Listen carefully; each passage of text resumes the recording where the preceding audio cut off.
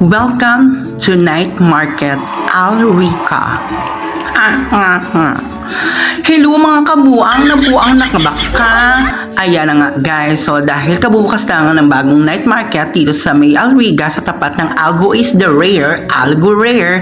So ayan, dahil bongga ang anak ko, nalaman nila na birthday ko. So it is my first birthday night na talagang ititreat nila ako ng bonggang-bongga. So umikot kami ng Alriga night market at pinapili nila ako kung saan nila ako ititreat. Sabi nga niya, kung ano ang gusto ko, sabihin mo. OMG, mga mekos-mekos. So ayan guys, so marami tayong pagpipilian dyan sa Alriga Night Market na kung saan sobrang sasarap. Picture pa lang, ulam na. Lala, may siomay, may pizza, may rice na may kasamang check-in. At saka syempre guys, alam nyo ba, eto, since mahilig ako sa pasta and pizza, so may nakita ako dito na The Pizza Pie. Ayan, The Pizza Pie sa Alriga.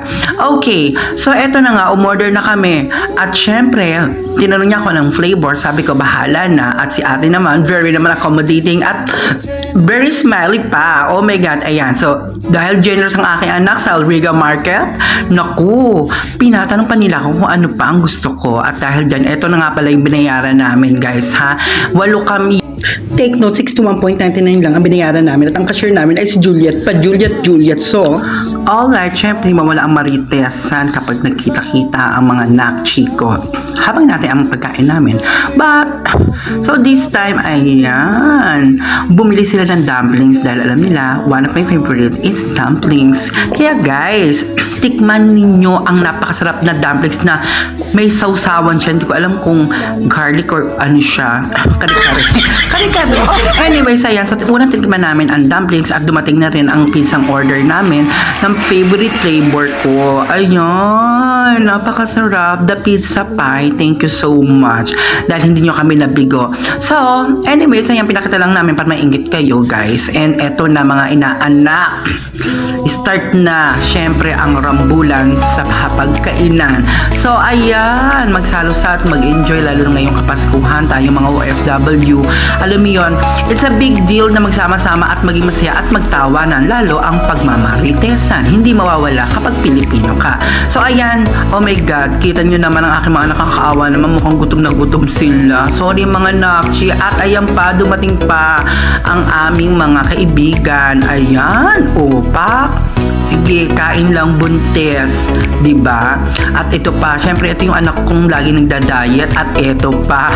Napakasaya namin dito. Alam nyo guys, kapag OFW kayo, mahalaga na meron tayong mga nakakasama na positive at lagi tayong happy. Ayan, iwas-iwas lang tayo, syempre sa mga negatibo.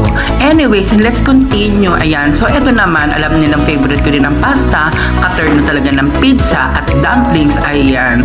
So dahil bagong gising ako, parang hindi naman mukhang hindi ako naliligo. Tinikman ko ang pasta, masarap ang pasta at makrema. In fairness, nag-enjoy kaming lahat, lalo na ang aking mga poging-poging mga nakchi. Diba? Ayan, so may susitan moment na subuan pa talaga at hindi napakabog ang anak-anakan kong buntes. Ayan. Diba? Pinilit niya. Diba? Diba? Huwag tayo magpakabog. Anyway, syempre ako din, kailangan matikman ko kung gano'ng kasarap ito. Diba? Super enjoy, ang sarap ng pizza nila at saka fresh, bagong luto. At in fairness, ang lasa talaga niya humahalin sa yellow cup. Parang di naman, pero sure, masarap talaga siya. Diba? So ayan na guys. So syempre, alam niyo naman, super kain tayo at hindi mawawala. Eto na. Ayan guys, syempre nakilala ako sa ganyan kapag may natitirang pagkain.